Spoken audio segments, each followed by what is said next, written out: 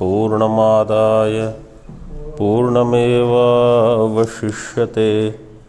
ओम शांति शांति शांति।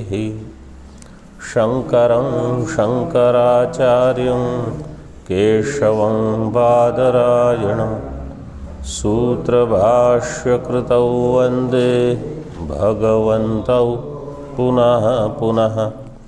ईश्वरो गुरुरात्मेति मूर्तिभेदविभागिने व्योमवद्व्याप्तदेहाय दक्षिणामूर्तये नमः। ओम शांति शांति शांति। अनुभूति प्रकाश में आरण्यक उपनिषद पर विचार चल रहा है। इसमें हम 256 पृष्ठ पर हैं, 256, और श्लोक क्रमांक 95।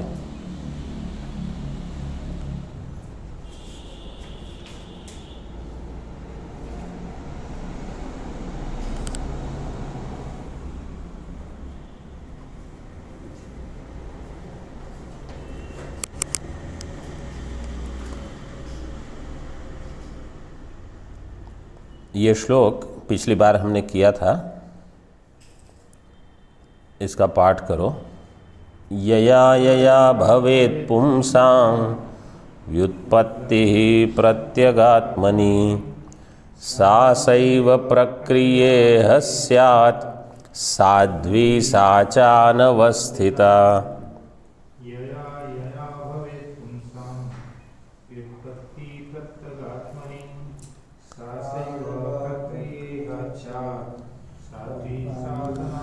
ये श्लोक जो है ये बृहदारण्यक वार्तिक में आता है, सुरेश्वराचार्य जी का श्लोक है।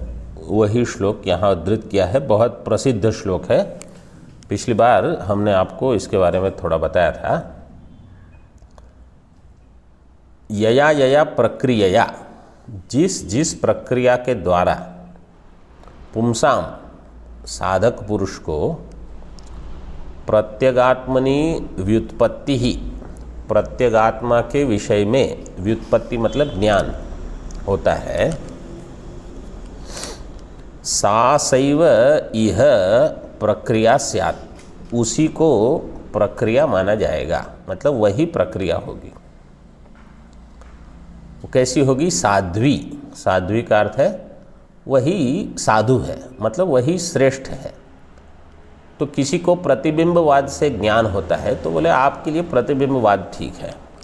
कोई कहेगा मुझे आभासवाद से ज्ञान हो गया, वो बोले आभासवाद ठीक है।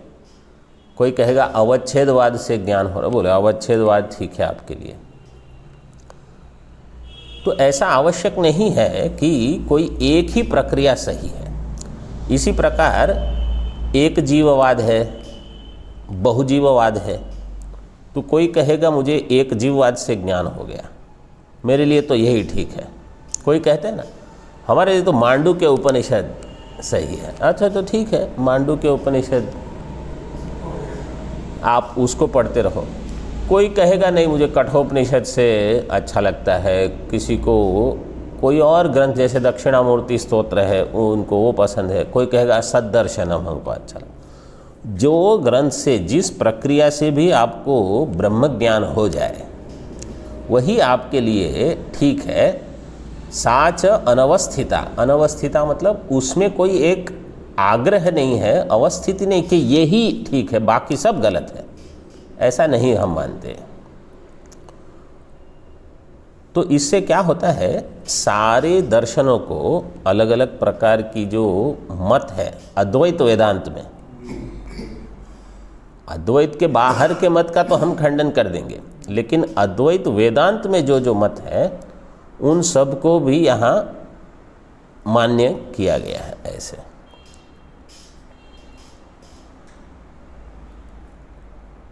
साचा अनवस्थिता, तो ये वार्तिक का उपन्यास हो गया है। हाँ, वो टीका में ऐसे दिया है, सोक्तार्थम दृढ़यितुम वार्तिकम उपन्यस्यति। अब आगे देखो, विस्पष्टम इति, विस्पष्टत्वं व्याकुलत्वं शुक्तिकारजतादिवत्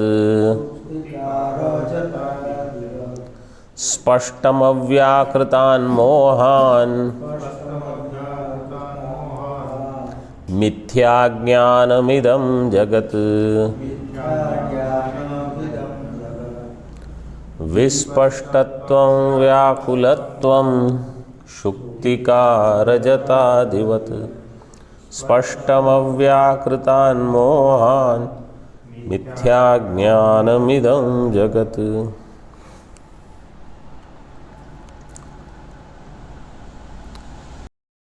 तत्वम, जो बिल्कुल स्पष्ट हो उसके लिए शब्द प्रयोग किया विस्पष्टत्व। और व्याकुलत्वम, व्याकुल के अर्थ दिया अविस्पष्टत्वम, जो अविस्पष्ट हो।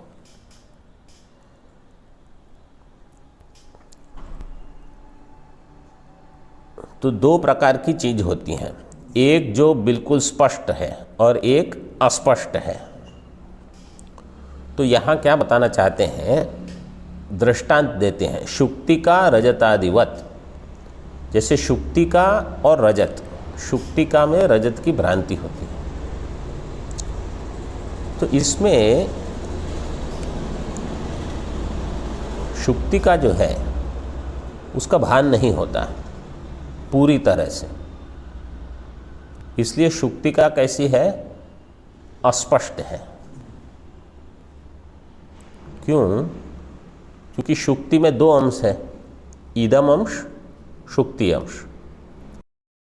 अंश जो है उसका तो भान होता है, लेकिन वो इदम अंश रजत को सत्ता देता है।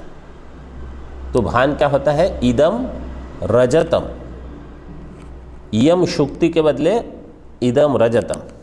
तो एक अंश का भान हुआ, शुक्ति अंश का भान हो गया तो रजत। भ्रांति के लिए शुक्ति का अभान होना चाहिए। तो शुक्ति अंश है अविस्पष्ट और रजत अंश कैसा है, बिल्कुल स्पष्ट दिख रहा है, उसको तो वहाँ रजत ही दिख रही है। शुक्तिका रजतादिवत स्पष्टम अव्याकृतान् मोहान् मिथ्याज्ञानम इदम जगत। स्पष्ट अव्याकृत के मोह रूप मिथ्या ज्ञान से जो जगत भासता है, वो जगत कैसा है, मिथ्या ज्ञान ही है। मिथ्या ज्ञानम इदम जगत, ये जगत मिथ्या ज्ञान रूप है। तो अभी क्या इसमें समझना है, आत्मा या ब्रह्म जो है वो है अधिष्ठान, और जगत क्या है, उसमें अध्यस्त है। ब्रह्म कैसा है, जगत उसमें अध्यस्त है। ये जगत हमको स्पष्ट दिख रहा है और ब्रह्म अस्पष्ट है। अस्पष्ट मतलब, अस्पष्ट इसलिए कहते हैं क्योंकि ब्रह्म का सत अंश जगत में दिख रहा है, ब्रह्म का चिद अंश दिख रहा है, उतना तो दिख रहा है, हम ना नहीं कह सकते। ये याद नहीं रहता कि अच्छा ये ब्रह्म का सत अंश है इसलिए इदम सत, घटो अस्ति, पटो अस्ति, अहम अस्मि, सहा असि, तो ये सहा अस्ति, त्वम असि, इस प्रकार का जो भान होता है सच्चित है। जबकि आत्मा जो है आनंद स्वरूप, अनंत रूप, उसका भान नहीं हुआ। आनंद रूप का, अनंत रूप का भान नहीं होता, इसलिए कह दिया आत्मा का कैसा ज्ञान है, अस्पष्ट। चित्त का ज्ञान हुआ, आनंद का, अनंत तत्व का ज्ञान नहीं हुआ। तो एक अंश में भान है, एक अंश में नहीं है। ठीक है, जबकि जगत तो बिल्कुल साफ है, मतलब किसी को ये प्रश्न भी नहीं है कि जगत है कि नहीं, दिख तो रहा है और क्या। कोई कहेगा यहां दरवाजा कहाँ है, बोले दिखता नहीं है। इतना स्पष्ट हम जगत देखते हैं।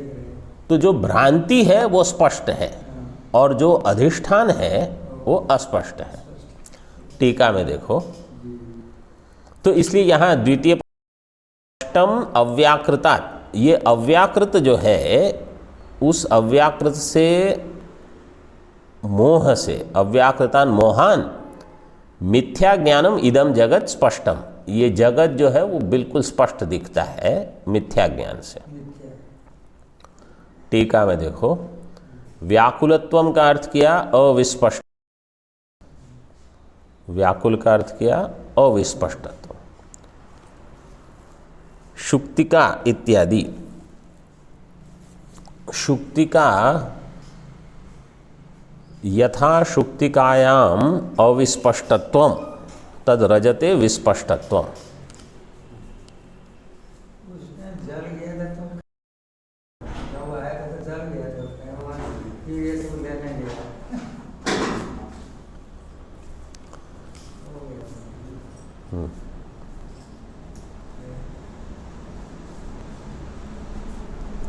यथा शुक्तिकायाम अविस्पष्टत्व, शुक्ति विस्पष्टत्व है और रजत में विस्पष्ट, बिल्कुल भ्रांति तो स्पष्ट ही दिख रही है। तथा इसी प्रकार जगत कारणे अविस्पष्टत्व, जगति विस्पष्टत्व, जगत का कारण जो है ब्रह्म वो अविस्पष्ट है, वो साफ साफ नहीं समझ में आ रहा कि ब्रह्म ही दिख रहा है। हमको क्या दिख रहा है, बोले जगत दिख रहा है। तो जगत कारणे अविस्पष्टत्वम जगति विस्पष्टत्वम इत्यर्थः।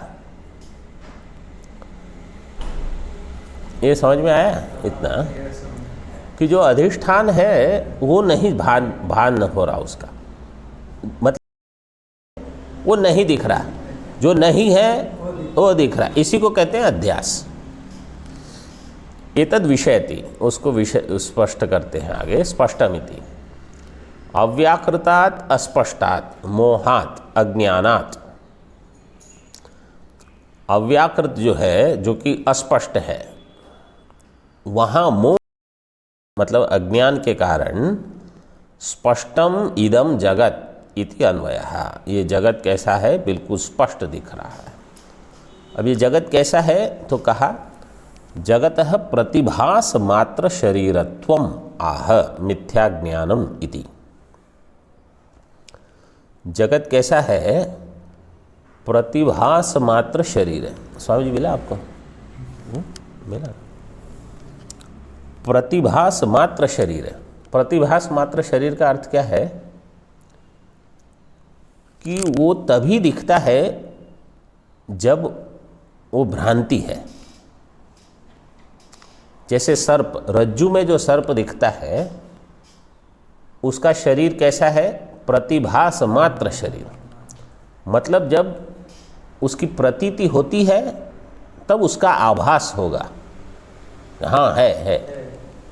जैसे आपने नज़र हटा दी, वहाँ न सांप है न सांप का कोई जहर है, कुछ नहीं है। तो ये जगत भी ऐसा है, जब तक आप जागृत अवस्था में हो और देखते रहते हो, बोले सब कुछ है, आप स्वप्न में जाओ ये कुछ नहीं रहा, कुछ और आता है स्वप्न में, और सुषुप्ति में दोनों नहीं, न जागृत जगत न स्वप्न जगत, बिल्कुल बंद।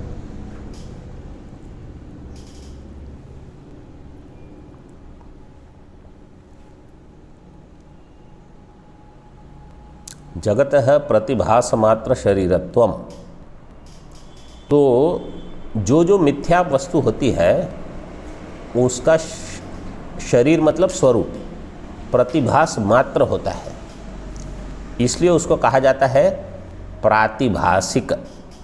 प्रतिभास मात्र शरीरत्वात् प्रातिभासिक। तो उसकी केवल प्रतीति होगी, उसकी सत्ता नहीं है। तो जब हमको ये समझ में आ जाए कि ये जगत जो है इसकी प्रतीति होती रहेगी लेकिन इसकी सत्ता, तब हमको जगत मिथ्या है ये समझ होगी। तो जब तक हमको ये भान नहीं है कि ये तो केवल दिख रहा है लेकिन है नहीं, जब तक ये बुद्धि नहीं बनती तब तक जगत सत्य रहेगा। मतलब ये समझते रहना पड़ेगा कि ये दिख तो रहा है लेकिन है नहीं। जैसे सिनेमा में कुछ कुछ दिखता है, तो वहाँ है नहीं कुछ, ना वहाँ अग्नि है, न जल है, न वायु है, न पृथ्वी है। वैसे ही यहाँ न अग्नि है, न जल है, न वायु है, न पृथ्वी है, न आकाश है, केवल दिखता है। वहाँ समझो भीड़ दिखी, समझो फ़ोन में आपने देखा बहुत सारे लोग इकट्ठे हुए, अब वो फ़ोन समझो आपके हाथ में है, तो आपके हाथ में कितने लोग खड़े हैं? कोई नहीं, वो आभास मात्र है। ऐसा अगर इस जगत के बारे में हमको समझ में आ जाए बार बार दृढ़ विचार से, हाँ, ये सब शरीर, इंद्रिय, मन, बुद्धि, प्राण वैसा ही है, इसकी प्रतीति होगी, ये दुख भी देगा। हाँ, अरे हमारे इंद्र जी देखो 3 महीने से ज़्यादा, 4 महीने होने हुए हैं, वो एक के बाद एक उनकी समस्या ही चल रही है। ऐसा है, हाँ, मतलब ऐसा नहीं कि केवल बुढ़ापे में ही होता है, युवा को भी हो सकता है। तो ये है मिथ्या ज्ञान। आगे देखो, अब एतदेव विशदयन प्रवेश वाक्यार्थ प्रतिपादनम शिष्यावधाराय धारणाय होना चाहिए। अवधाराय भी चलेगा, शिष्य अवधाराय प्रतिजानीते, मुख्य तो अवधारणाय ही ठीक है। स्वामी जी वो पुस्तक किसके पास है? एक मेरा पुस्तक है, आपका पुस्तक, दोनों रखा के लिए गया क्या? लेकिन किरण कहाँ है? किरण तो गया, कब से चला गया, जब से गेरुआ ले लिया उसी दिन बाकी, उसी के लिए था। नहीं तो पुस्तक तो ले लेना, क्योंकि जब ऐसा कुछ देखना है उसके कबाट में हो कहाँ तो देख निकाल लेना, क्योंकि जब कुछ देखना है तो वो पुस्तक तो मेरे नाम पे है। 2 पुस्तक होगा, एक मेरा। अवधारणाय, तो इसका अवधारण मतलब निश्चय करने के लिए प्रतिजानीते का अर्थ है प्रतिज्ञाम करोति। आचार्य यहाँ विद्यारण्य स्वामी जी प्रतिज्ञा करते हैं, नाम रूपाध्यास एवं व्याकृतः प्रतिपादितः प्रवेशस्यात्र जीवस्य प्रवेशः प्रतिपाद्यते। नाम रूपाध्यास एवं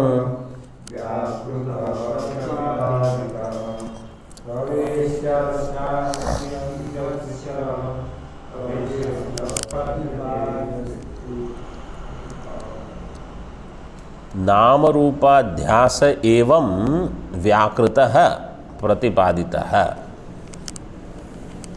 अव्याकृत का अर्थ है जो अनभिव्यक्त है, जो जिसकी अभिव्यक्ति नहीं होती, वो है अनभिव्यक्त, वो है अव्याकृत। अव्याकृत से जब व्याकृत होता है तो व्याकृत है नाम रूप अध्यास, नाम रूप का जो अध्यास है वो है व्याकृत, व्याकृत प्रतिपादित है।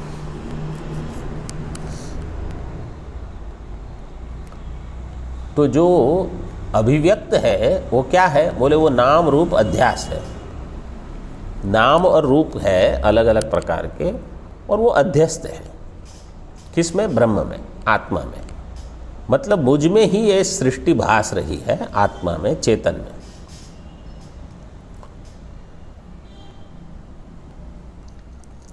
व्याकृत प्रतिपादित, इसका प्रतिपादन हो चुका। अब क्या प्रतिपादन करेंगे? अत्र जीवस्य प्रवेश्यस्य प्रवेशः प्रतिपाद्यते। जीव क्या है? प्रवेश्य, जो प्रवेश करने वाला है, उसका प्रवेश मतलब वो कैसे प्रविष्ट हुआ, उसका प्रतिपादन करते हैं। देखो, इसको एक थोड़ा समझ लो। आप लोग फ़ोन पे भी जो सुन रहे हो उसको ठीक ठीक समझ लो। जहाँ कहीं भी प्रवेश श्रुति आती है, प्रवेश श्रुति का प्रयोजन क्या है? तैत्तिरीय उपनिषद, बृहदारण्यक उपनिषद, छांदोग्य उपनिषद, सभी उपनिषदों में प्रवेश श्रुति बताते हैं। प्रवेश करने वाला कौन है? तो कहते हैं ब्रह्म। ब्रह्म प्रवेश करेगा। ब्रह्म क्या है? जिससे सृष्टि की, वो ब्रह्म, मतलब जिसमें से सृष्टि होती है, वो है ब्रह्म। तो जो सृष्टि करने वाला है वही प्रविष्ट हुआ। जैसे अगर मैं कहता हूं, जिसने स्नान किया उसने भोजन किया, तो स्नान करने वाला और भोजन करने वाला एक है कि दो? एक है। जिसने स्नान किया उसने भोजन किया, जिसने सृष्टि की उसने प्रवेश किया, तो एक ही होगा। तो सृष्टि किसने की? ब्रह्म ने। तो प्रवेश किसने किया होगा? ब्रह्म ने। तो यहाँ जो प्रविष्ट है हमारे शरीर में जीव रूप में, वो वास्तव में ब्रह्म है। प्रवेश श्रुति का तात्पर्य ये है मुख्य, समझे स्वामी जी? ठीक है, प्रवेश श्रुति का मुख्य तात्पर्य यही है। अब अगर मैं ब्रह्म हूं तो मैं दुखी क्यों हूं? प्रश्न ये होगा कि ब्रह्म तो ज्ञान स्वरूप है, वो दुखी क्यों है फिर? इसका कारण क्या है? इसका कारण ये है कि यही ब्रह्म जब पंचकोश से तादात्म्य कर लेता है कि मैं शरीर वाला हूँ, इंद्रिय वाला, प्राण वाला, मन बुद्धि वाला हूँ, अन्नमय, प्राणमय, मनोमय, इन कोश से तादात्म्य करके जब मैं रहता हूँ तो मैं दुखी हो जाता हूँ।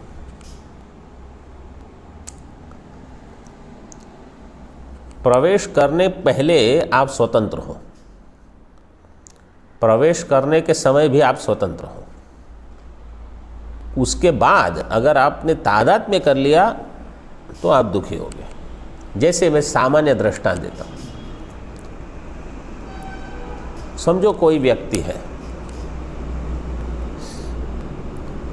वो यहाँ आए, नए नए आए, अब उनको कोई पद पदवी मिली नहीं, आप केवल आप पढ़ो, पढ़ाओ, जो भी करना है करो, सेवा करो।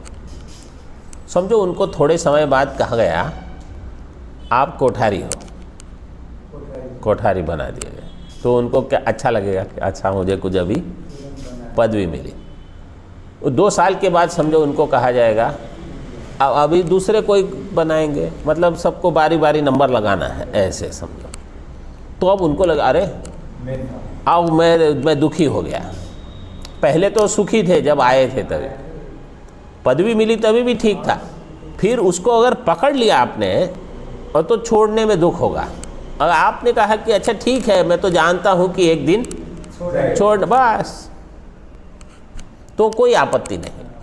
तो जब मुझे पता है कि एक दिन ये शरीर छोड़ना है, ये मन का ऐसा ही है, आप चाहे कितना भी प्रयास करो, हाँ, कभी आपकी सुनेगा, कभी नहीं सुनेगा, कभी दुख देगा, तो बस जैसे माता पिता होते हैं ना, उनके बच्चे होते हैं, तो बच्चे नहीं होने के पहले तो उनको कुछ नहीं है, अब बच्चे हुए, अब मेरा बच्चा है, फिर प्रेम करते करते उनको खिलौने देते हैं, पढ़ाते हैं, धन देते हैं, फिर उनको ऐसा लगता है कि जो मैं कहूँगा वो ये करना चाहिए, ठीक है।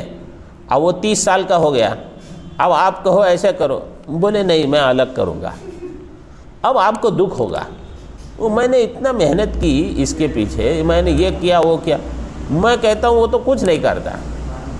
ये है जीव का संसार। तो आप पहले से समझो कि एक दिन यही होने वाला है। जानते ये पति पत्नी का भी ये है। पति को लगता है कि पत्नी मुझे प्रेम करेगी, पत्नी को लगता है पति मुझे प्रेम, थोड़े समय बाद दोनों समझो कोई भगवान में ही एकदम रत हो गए, बोले पत्नी है नहीं पता नहीं, पत्नी भगवान में रत हो गई कि बस मैं तो केवल भगवान का काम, आप कर लो अपना, अभी क्या है उसमें, तो दुखी हो जाते हैं। तो ये जो है ना, ये पहले से अगर आपने समझ लिया है कि भाई एक न एक दिन ये सब छूटने वाला ही है, कोई किसी का नहीं है।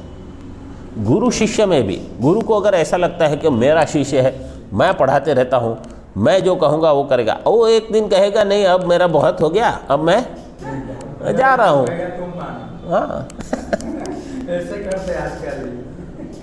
तो जो भी हो, तो पहले से आप तैयार रहो कि यहाँ न गुरु न शिष्य, बस चिदानंद, बस न पिता न माता, चिदानंद रूप शिवोहम, तो कोई प्रॉब्लम नहीं। जैसे एक तादात्म्य हो गया, अधिक हमको ये होने लगा कि नहीं मैं जो कहूँगा ऐसा ही होगा। शरीर भी हमारी कहाँ मानता है, मन मानता है, इंद्रियां मानती है, तो और कोई कहाँ मानेगा। हाँ, बाहर वाले कहाँ माने। अब हम भी मन को कहते कि भाई मैं ध्यान करने बैठा हूँ, 30 मिनट तक केवल ब्रह्म का ही चिंतन करो, देखो मन कहाँ जाता है। इतना टाइम में तो कितना घूम के तो दूसरे किसी को दोष देने की क्या जरूरत है फिर उसमें। तो उस प्रवेश्य जो है जीव, उसके प्रवेश का प्रतिपादन करते हैं। टीका में देखो, प्रतिपादितः इति अस्य श्रुत्या इति शेषः, श्रुत्या प्रतिपादितः, श्रुति के द्वारा उसका प्रतिपादन हो गया है। प्रवेश्यस्य इति, प्रवेश्य कौन है, जो प्रवेश अर्ह, अर्ह मतलब योग्य, अर्ह का अर्थ है योग्य, प्रवेश योग्य कौन है, जीव। जीव मतलब ब्रह्म, हाँ ऐसे समझना है। ब्रह्म ही जब प्रवेश करता है तब ब्रह्म है, प्रवेश होने पर जीव हो गया। इसलिए छांदोग्य श्रुति में स्पष्ट बोल दिया, अनेन जीवेन आत्मना अनुप्रविश्य नाम रूपे व्याकरण इत्यर्थ। प्रतिपाद्यते इति अस्यापि श्रुत्या इति शेषः। प्रतिपाद्यते मतलब श्रुति के द्वारा। विद्यारण्य स्वामी जी यहाँ कहते हैं मैं अपने आप नहीं कर रहा, श्रुति के द्वारा उसका प्रतिपादन हो रहा है। सर्वशास्त्रारंभ एष यदर्थस्तद्धि बुद्धये स एष इह देहेषु प्रविष्ट इति गीयते। सर्वशास्त्रारंभ एष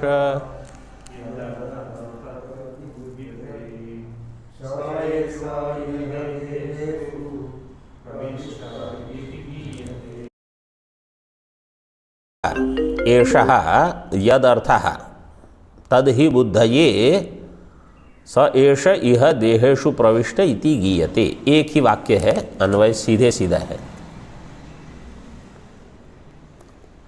देखो, सर्वशास्त्र आरंभ किस लिए किया गया है, सारे शास्त्र किस लिए लिखे गए, बोले इसीलिए। सर्वशास्त्र आरंभ है, सारे शास्त्रों का आरंभ इसी प्रयोजन से है। सर्वशास्त्र आरंभ है एष यद अर्थ, जिस अर्थ से है, तद ही बुद्धये, उसी का ज्ञान कराने के लिए, स एष इह देहेषु प्रविष्ट इति गीयते। सः एषः इह देहेषु प्रविष्टः, वह इस देह में प्रविष्ट हुआ है, इस प्रकार से गीयते। गीयते मतलब श्रुत्या, श्रुति के द्वारा ये बताया जाता है ऐसे।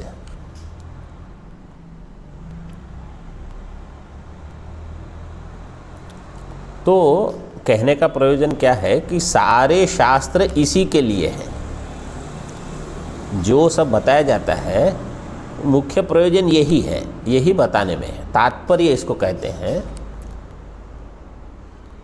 तात्पर्य निर्णय जो हम कहते हैं ना शास्त्र में, वो यही है कि सब बताने का तात्पर्य क्या है कि वो ब्रह्म ही यहाँ बैठा है जीव रूप में, मतलब वो मैं हूँ, बस यही बताने चाहते हैं। ऐसे बताओ वैसे बताओ, घुमा फिरा के बताओ। जैसे श्रीमद् भागवत में क्या कहते हैं, केनापि उपायेन मन कृष्णे निवेशयेत्। कोई भी उपाय से अपना मन कृष्ण भगवान में लगा दो। हाँ, तो कैसे? तो बोले कामाद द्वेषाद भयाद वापी, काम से द्वेष से, जैसे गोपियाँ थी वो कामना से, द्वेष, शिशुपाल वो द्वेष करता था, वो भगवान का ही चिंतन करता था द्वेष करने के लिए। कामा द्वेषाद भयाद, कंस को भय था, हमेशा वो भय से ही जीता था कि पहले ही सुन लिया कि देवकी का 8वां पुत्र मेरा वध करेगा, बस अभी से चिंतन शुरू। और किसी ने भगवान को गुरु भाव से देखा, जैसे उद्धव जी, अर्जुन, ऐसे। तो कोई भी भाव से चिंतन भगवान का करते रहो, सखा भाव से। ये भगवान के जो सखा थे, हाँ, कोई भी कैसे भी कृष्ण। इसी प्रकार यहाँ कैसे भी करके आपको समझना है मैं ब्रह्म हूँ। इसीलिए ये सारे शास्त्र हैं। सर्वशास्त्र आरंभः एषः यद अर्थः, उसका जो ये अर्थ है, तद ही बुद्धये, उसी को जानने के लिए सह एषः इह देहेषु प्रविष्ट इति गीयते। सह एषः इह देहेषु, यहाँ देह में, प्रविष्ट इति गीयते।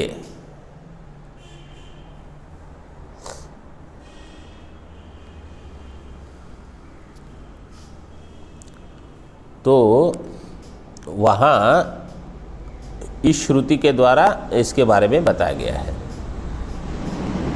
गीयते, गीयते गई, गई धातु है, उसके द्वारा गीयते, श्रुति के द्वारा ये गाया गया है, मतलब बताया गया है। श्रुत्या सह एष इह देहेषु प्रविष्ट। अस्य टीका में गीयते इति, अस्य, हाँ, अस्य मतलब बृहदारण्यकोपनिषद रूप इत्यादि ही। बृहदारण्यकोपनिषद रूप शास्त्र जो है, मतलब इस उपनिषद। गीयते इति अस्य श्रुत्या इति शेषः, श्रुति के द्वारा। अब ये जो श्रुति का वाक्य है, इस श्रुति वाक्य में मीमांसा करते हैं। मीमांसा का अर्थ क्या है? आदर पूर्वको विचारः मीमांसा। आदर पूर्वक जो विचार होता है उसको कहा जाता है मीमांसा। तो मीमांसा का अर्थ है कि मैं उसमें दोष नहीं देखना चाहता, उस श्रुति के प्रति मुझे आदर है, आदर पूर्वक विचार करता हूं। तो जैसे प्रवेश हुआ, तो प्रवेश हुआ ये तो मैंने मान लिया। अब प्रश्न ये है कि कैसे हुआ, क्यों हुआ, इसको कहते हैं मीमांसा। कोई कहेगा अच्छा ये श्रुति में तो लिखा है, मैं तो नहीं मानता, मैं तुम्हारी श्रुति को तो वो मीमांसा नहीं, क्योंकि आदर कहाँ है आपको, श्रद्धा कहाँ है। तो श्रद्धा पूर्वक आदर पूर्वक जो विचार होता है उसी को मीमांसा कहा जाता है। तो अभी मीमांसा आरंभ करते हैं। देखो, स एषोत्रानखाग्रेभ्यः प्रविष्ट इति वेदगीः व्याख्यायते सौपदश आदौ मीमांस्यते त्वथ स एषोत्रानखाग्रे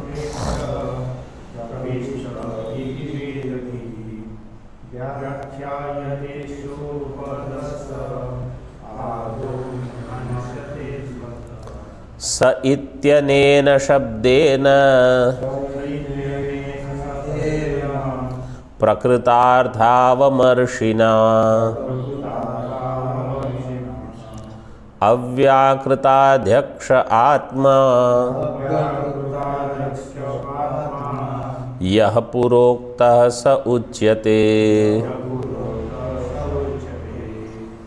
स इत्य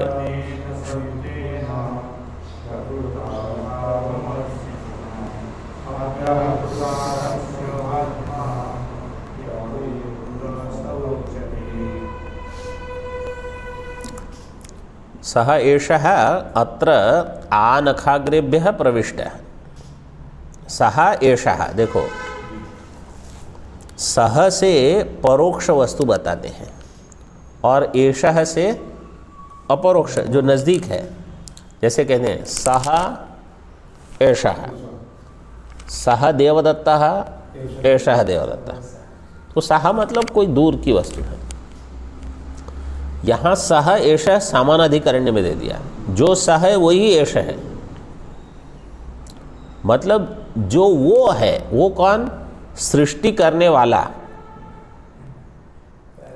वो एषः। एषः मतलब जो मैं, जो नज़दीक है। सह एषः, हाँ। अत्र, अत्र मतलब ये शरीर में, इस शरीर में जो प्रविष्ट हुआ है वह, यह नाम से जो जान, मैं मतलब नाम से जो जाना जाता है। अत्र आनखाग्रेभ्यः प्रविष्ट है।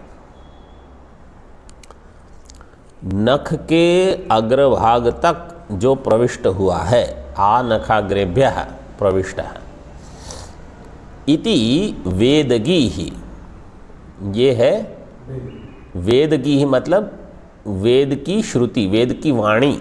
वेदगीः वेद की, वेद के वचन, वेद की वाणी। ये वेद वाणी जो है उपनिषद में जो बताया है, असौ पदशः व्याख्यायते, इसकी पद पद से व्याख्या करती है, एक एक पद इसका बताते हैं। लेकिन पहले आदौ मीमांस्यते, पहले इसकी मीमांसा करेंगे, मतलब ये विचार करेंगे।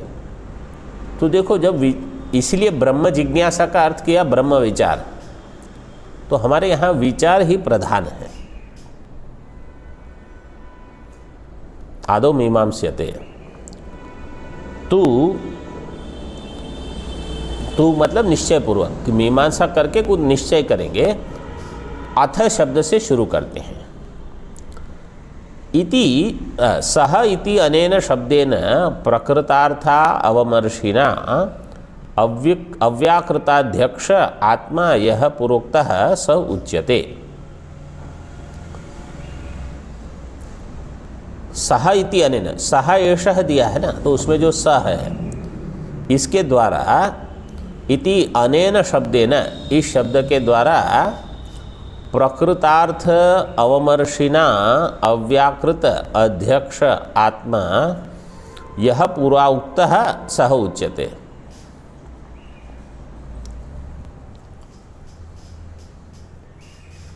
सह शब्द से क्या लेना, क्योंकि श्रुति में आया सह एषः अनखाग्रे, वो यहाँ प्रविष्ट। अब वो कौन है, तो कहा प्रकृत अर्थ अवमर्शिना अव्याकृत अध्यक्ष आत्मा।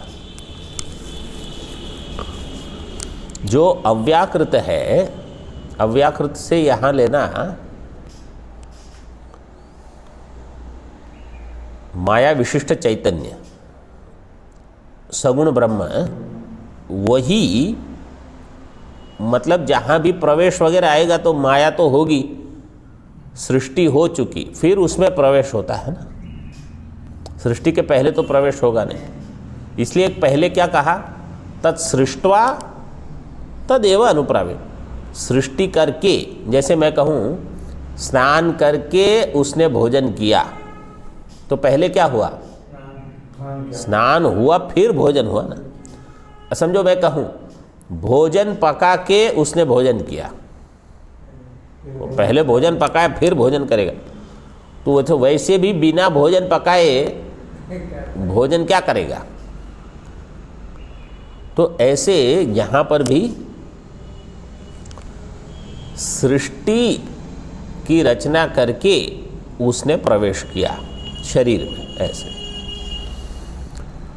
सह इति अनेन शब्देन प्रकृतार्थ अवमर्शिना, ये जो प्रकृत अर्थ है इसका, उसका अवमर्श, अवमर्श मतलब विचार, परामर्श, उसको फिर से याद करना, उसको कहते हैं परामर्श।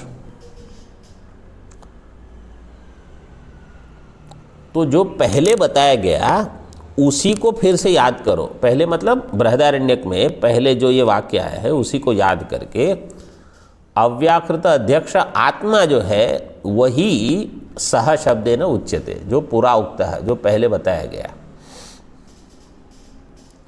टीका में देखो, सह एष इह प्रविष्ट आनखाग्रेभ्यः इत्यसौ वेदगीर वेदवाक्यम पदशो व्याख्यायते इति योजना, किंतु आदौ मीमांस्यते विचार्यते इति अन्वयः। ये जो वाक्य है वेदगी ही वेदवाक्यम पदशः व्याख्यायते, पद के द्वारा हर एक पद की व्याख्या हो रही है, होगी, इति योजना, किंतु लेकिन पहले क्या है, आदौ मीमांस्यते विचार्यते इति अन्वय। इसमें पहले मीमांसा करेंगे, मतलब विचार करेंगे। मीमांसाम आह, मीमांसा बताते हैं, ननु अर्थक अथ इत्यादिना दुष्कर इति अंतेन। तो जो 99वें श्लोक में अंतिम शब्द है, अंतिम शब्द क्या है 99 में, अथ। अथ से लेकर जो कि ननु अर्थक है, उसका अर्थ क्या है, ननु, निश्चय पूर्वक।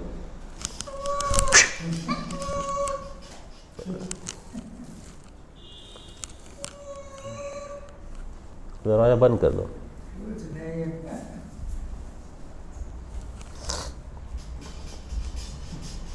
दुष्कर इति अंतेन। तो अभी दुष्कर शब्द कहाँ आएगा श्लोक में, वो आप देखना, बहुत सारे श्लोकों के बाद आएगा। मैंने ज़्यादा प्रयास नहीं किया देखने के लिए। दुष्कर है मतलब 25-30 श्लोक तो कम से कम विद्यारण्य स्वामी जी दे ही देंगे मीमांसा में, ज़्यादा ही है। विद्यारण्य स्वामी जी के लिए श्लोक लिखना तो कोई, वो हजारों में लिखे हैं उन्होंने श्लोक। अब आगे देखो, तो 100 श्लोक पूरे हुए बृहदारण्यक के। आगे देखो, यद्वा विराडधिष्ठानं ब्राह्मणादावुदीरितं आत्मशब्देन तस्यात्र परामर्शो भविष्यति। यद्वा विराडधिष्ठानं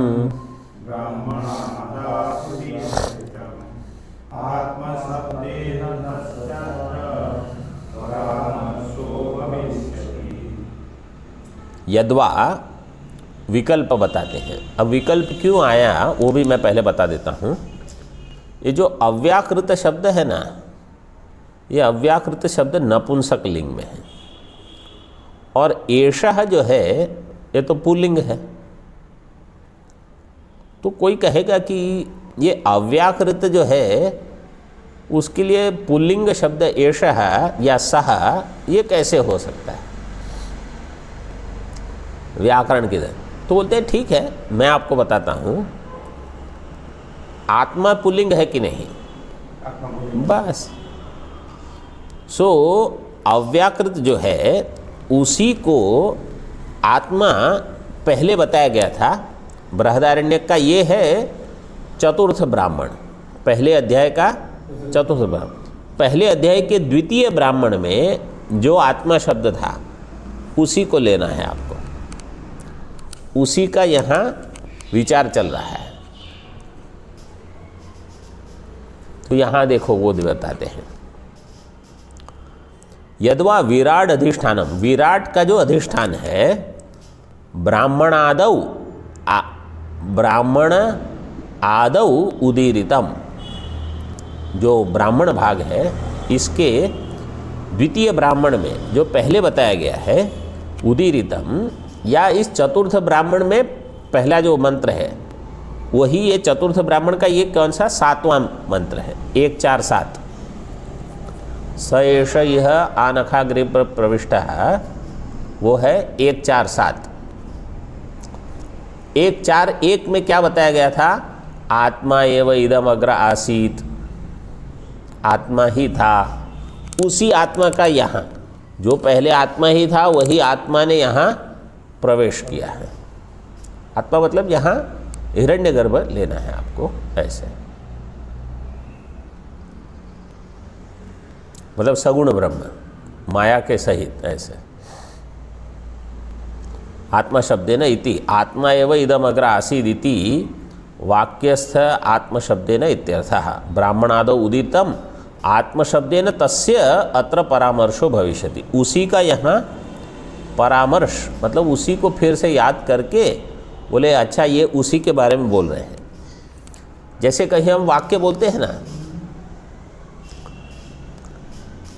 रामचंद्र जी विश्वामित्र ऋषि के साथ जनक महाराज की सभा में गए।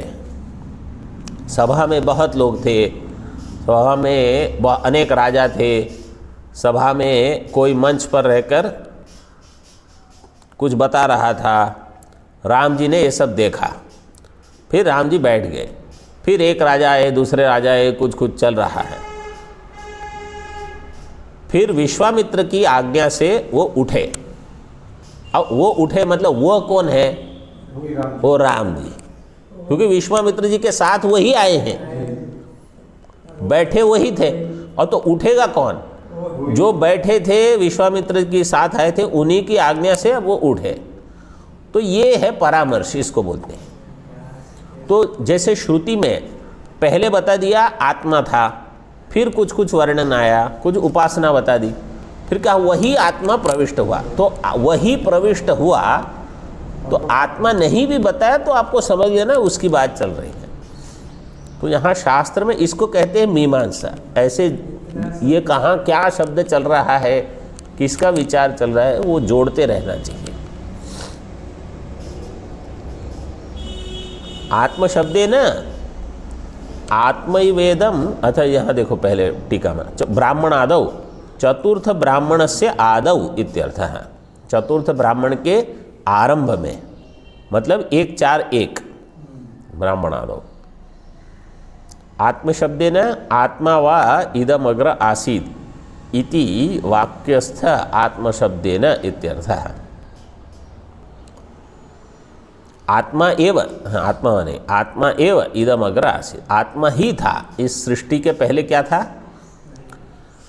सृष्टि आत्म रूप में ही थी पहले भी। मतलब इदम सृष्टि है प्राक आत्मा एव आसीत, ऐसे। सृष्टि के पहले ये सृष्टि क्या थी, आत्मा ही थी, ऐसे। इति वाक्यस्थ आत्मशब्देन, इस वाक्य में जो आत्मा शब्द है उसी का परामर्श करना है आपको, मतलब उसी को यहाँ खींच के लाना है विचार करके। अस्य उदीरितम इति पूर्वेण संबंधः, इसका पूर्व से क्या संबंध है?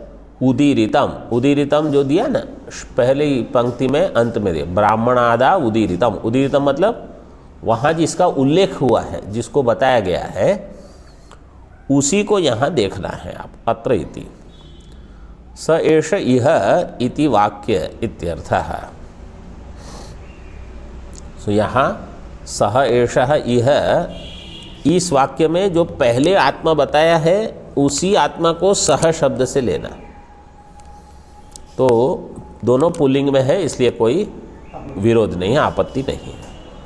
बढ़िया, एक और श्लोक देख लेते हैं। ये तच्छब्देन परामृष्टः साक्ष्य व्याकृत भासकः एतच्छब्देन कार्यस्थः प्रत्यक्ष उपदिश्यते।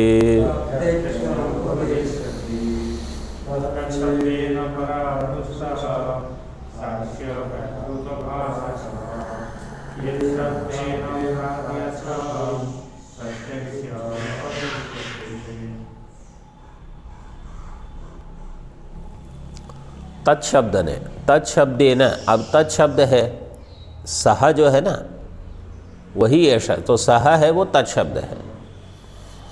तत्शब्देन परामृष्टः साक्षी अव्याकृत भासकः एतत्शब्देन कार्यस्थः प्रत्यक्ष उपदिश्यते। तत्शब्द के द्वारा जिसका परामर्श हुआ है वही